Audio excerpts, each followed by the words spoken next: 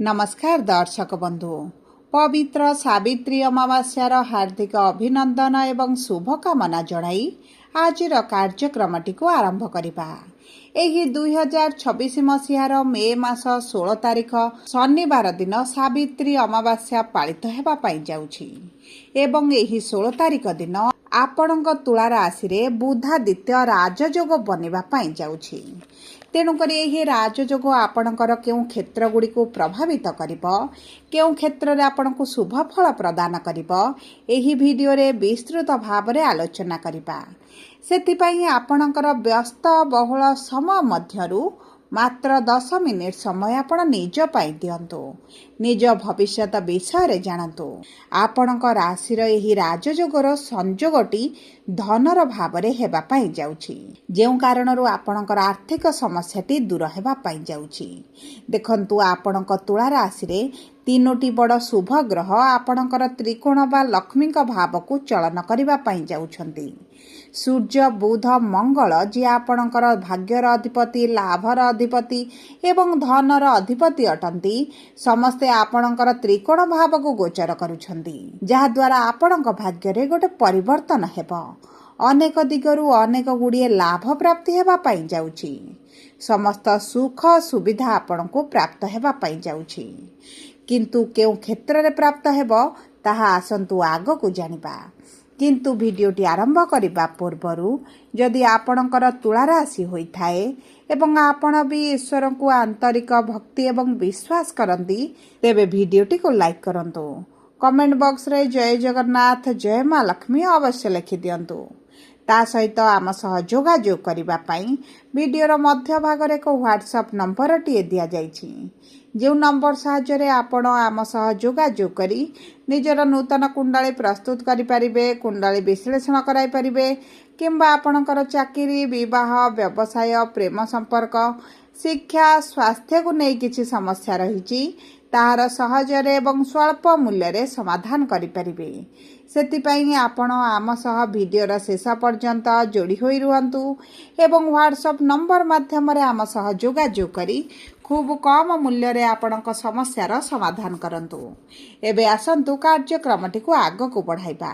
देखंतु आपणकर अष्टम भाव रे बुध सूर्य एकत्र विराजमान थिबा कारणरु आपणकर कुंडलीर अष्टम भाव को जेतु शुभ बोली मना जाएनी, आपणकर आर्थिक समस्या सहित स्वास्थ्यर समस्याटी बढ़ी जाइथिला एवं आपणकर जो अर्थ को सुझीबा पई चिंता करूछंती आपण सुझी पारु नथिले।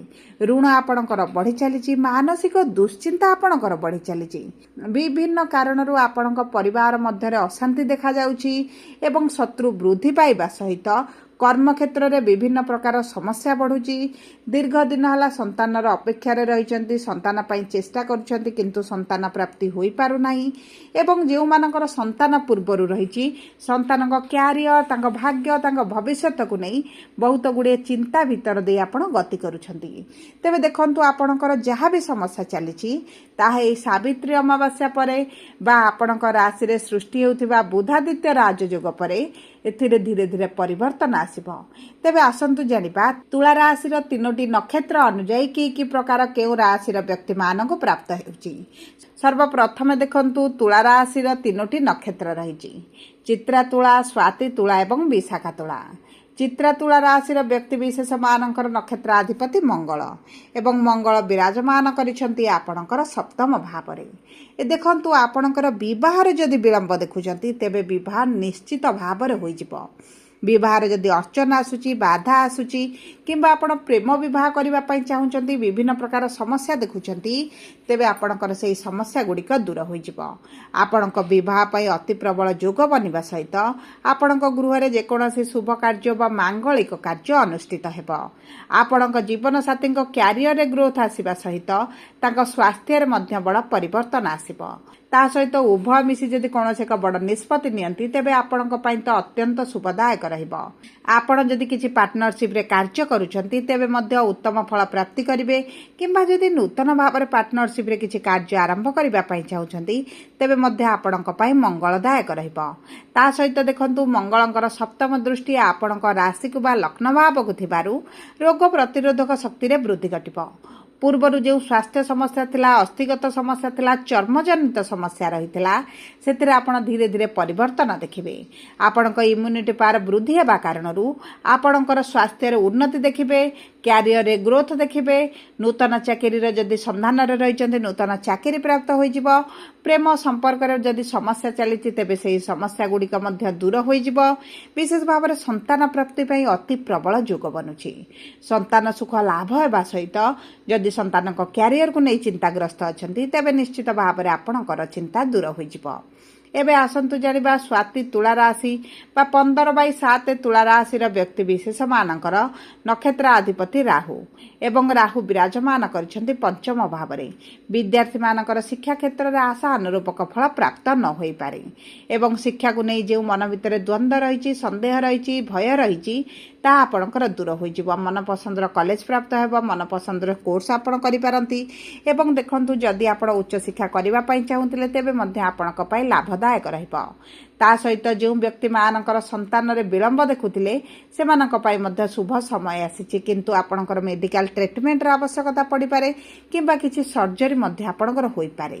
କିନ୍ତୁ ଯେହେତୁ ଗୁରୁ ଏବଂ ଶୁକ୍ର ଏକତ୍ର ବିରାଜମାନ କରିଛନ୍ତି, ଆପଣଙ୍କର ଆର୍ଥିକ ସ୍ଥିତିରେ ମଜବୁତି ଆସିବ। ପୂର୍ବରୁ ଯଦି ଅର୍ଥ ସମସ୍ୟା ରହିଥିଲା, ତାହା ଦୂର ହୋଇଯିବ। ନୂତନ ଚାକିରି ପ୍ରାପ୍ତି ସହିତ ଯଦି ଆପଣ ସରକାରୀ ଚାକିରି ପାଇଁ ଚେଷ୍ଟା କରୁଛନ୍ତି, ତେବେ ଅତ୍ୟନ୍ତ ଶୁଭ ଫଳ ପ୍ରାପ୍ତି ହେବ। ଆପଣଙ୍କୁ ସରକାରୀ ଚାକିରିର ପ୍ରାପ୍ତ ସହିତ ଆପଣ ଯଦି ପୂର୍ବରୁ ସରକାରୀ ଚାକିରି କରିଛନ୍ତି, ତେବେ ମଧ୍ୟ ଆପଣଙ୍କର ପ୍ରମୋସନ ହୋଇପାରେ କିମ୍ବା ଆପଣ ଟ୍ରାନ୍ସଫର ଚାହୁଁଛନ୍ତି କିମ୍ବା ଆପଣ ଯଦି ଦରମା ବୃଦ୍ଧି ହେବାର କିଛି ନା କିଛି ଶୁଭ ଖବର ଆପଣଙ୍କୁ ପ୍ରାପ୍ତ ହେବ। ସରକାରୀ ସ୍ତରରେ ଯଦି କିଛି ଅର୍ଥ ଫସିକି ରହିଛି, ତାହା ପ୍ରାପ୍ତ ହୋଇଯିବ। ଯଦି ଆପଣଙ୍କ ବିରୁଦ୍ଧରେ କିଛି କାର୍ଯ୍ୟାନୁଷ୍ଠାନ ନିଆଯାଇଛି କିମ୍ବା ମିଥ୍ୟା ଆରୋପ ଲାଗିଛି, ସେଥିରୁ ଆପଣ ନିଶ୍ଚିତ ଭାବରେ ବାହାରକୁ ଆସିବେ। ଏବେ ଆସନ୍ତୁ ଜାଣିବା ବିଶାଖା ତୁଳା ରାଶିର ବ୍ୟକ୍ତିବିଶେଷମାନଙ୍କର ନକ୍ଷତ୍ରାଧିପତି ଦେବଗୁରୁ ବୃହସ୍ପତି, ଯିଏ ଭାଗ୍ୟର ଭାବରେ ବିରାଜମାନ କରିଛନ୍ତି।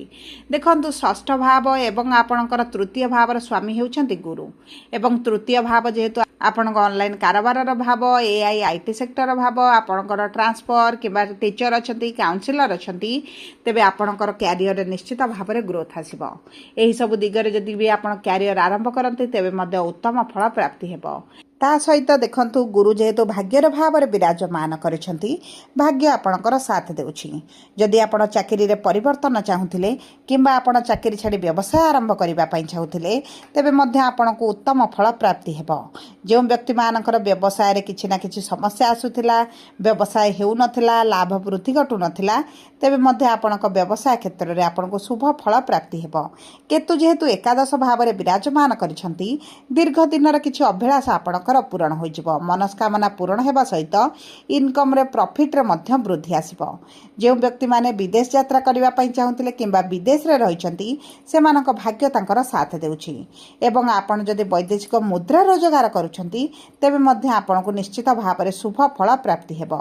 ଆପଣଙ୍କ ପୈତୃକ ସମ୍ପତ୍ତିରୁ ପ୍ରପର୍ଟି କିଛି ମିଳିପାରେ ଏବଂ ଯଦି ଆପଣ ଜମି, ଭୂମି, ଯାନ, ବାହନ କ୍ରୟ କରିବା ପାଇଁ ଚାହୁଁଥିଲେ, ତେବେ ଆପଣଙ୍କ ଭାଗ୍ୟ ସାଥ ଦେଉଛି। ଆପଣ ନିଶ୍ଚିତ ଭାବରେ ଉତ୍ତମ ଫଳ ପ୍ରାପ୍ତି କରିବେ। ମାଙ୍କ ସହିତ ସମ୍ପର୍କ ମଧୁରତା ହେବ। ପିତାଙ୍କ ଠାରୁ ସମ୍ପୂର୍ଣ୍ଣ ସହଯୋଗ ଏବଂ ସାଥ ମଧ୍ୟ ଆପଣଙ୍କୁ ପ୍ରାପ୍ତ ହେବ। ସବୁ ପରେ ଅଶୁଭତ୍ୱକୁ ଦୂର କରି ଶୁଭାଶୁଭ ଫଳ ବୃଦ୍ଧି କରିବା ପାଇଁ ଆପଣ ପ୍ରତିଦିନ ଶୁକ୍ରଙ୍କର ବୀଜ ମନ୍ତ୍ର 108 ଥର ପାଠ କରନ୍ତୁ। ଅର୍ଥର ସମସ୍ୟା ରହୁଛି ଯଦି ବିଷ୍ଣୁ ସହସ୍ରନାମ ପାଠ କରନ୍ତୁ ଏବଂ ଶତ୍ରୁ ବୃଦ୍ଧି ଯଦି ହୋଇଛନ୍ତି, ଶତ୍ରୁଙ୍କ ନାଶ ପାଇଁ ଆପଣ ହନୁମାନଷ୍ଟକ ପାଠ କରିବା ସହିତ ପ୍ରତ୍ୟେକ ଶନିବାର ଏବଂ ମଙ୍ଗଳବାର ଦିନ ଆପଣଙ୍କର ହନୁମାନଙ୍କ ମନ୍ଦିରରେ ସିନ୍ଦୁର ଏବଂ ଚନ୍ମେଲି ତେଲ ଅର୍ପଣ କରନ୍ତୁ ଏବଂ ହନୁମାନଙ୍କ ପାଦରୁ ସିନ୍ଦୁର ଆଣି କିଛି ମଥାରେ ମଧ୍ୟ ଲଗାନ୍ତୁ। ତା ସହିତ ଯଦି ଅର୍ଥର ସମସ୍ୟା ରହିଛି, ତେବେ ଆପଣ ଶ୍ରୀ ସୂକ୍ତମ ପାଠ କରିବା ସହିତ ଲକ୍ଷ୍ମୀଙ୍କ 10 ନାମକୁ ଜପ କରନ୍ତୁ। ଆପଣଙ୍କୁ ନିଶ୍ଚିତ ଭାବରେ ଶୁଭ ଫଳ ପ୍ରାପ୍ତି ହେବ। ଯଦି ଆପଣଙ୍କର ତୁଳା ରାଶି ହୋଇଥାଏ, ଭିଡ଼ିଓଟି କିଭଳି ଲାଗିଲା କମେଣ୍ଟ ବକ୍ସରେ ଲେଖି ଜଣାନ୍ତୁ। ଯଦି ଆପଣଙ୍କ ପ୍ରିୟଜନଙ୍କର ତୁଳା ରାଶି ହୋଇଥାଏ, ଭିଡ଼ିଓଟି ତାଙ୍କ ସହିତ ସେୟାର କରନ୍ତୁ। ଧନ୍ୟବାଦ।